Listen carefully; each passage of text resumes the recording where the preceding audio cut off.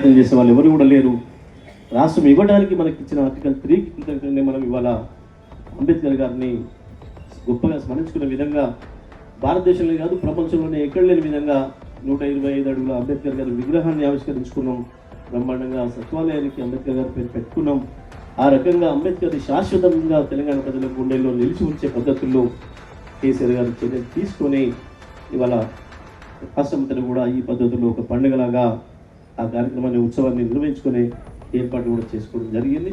మరి ఈ సందర్భంగా అంబేద్కర్ గారు మనకి ఏదైతే ఇచ్చిండ్రో, పోరాటం అంటే కేవలం మనం వెళ్ళి మన తరం గోడ గుద్దుకోవడం కాదు. పోరాటం అంటే ఎట్లా ఉండాలనేది అంబేద్కర్ గారి జీవితాన్ని చూసి మనం నేర్చుకోవాల్సిన అవసరం ఉంటుంది. చదువు నిన్ను చదవనియ్యను అంటే నేను చదువుకొని తీరుతాను చెప్పడమే అద్భుతమైన పోరాటం. ఆ మార్గంతోనే మొత్తం ఈ ప్రపంచానికి ఒక కొత్త మార్గనిర్దేశం చేసింది అంబేద్కర్ గారు. అందుకే అట్లాంటి మహానుభావుల్ని తలుచుకోవాల్సిన బాధ్యత, వారిని స్మరించుకోవాల్సిన బాధ్యత తర్వాత తరాలకు ఉంటుంది. అంబేద్కర్ గారే చెప్పినారు, పూలే గారే నాకు ఆదర్శం అనే మాట.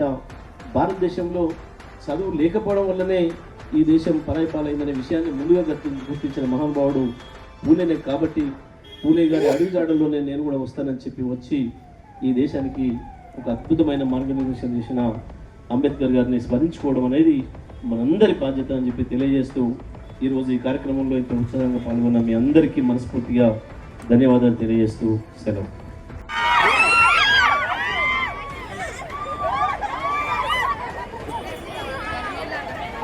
దయచేసి వేదికైన అతిథులు ఆశీర్వాదాల్సిందిగా కోరి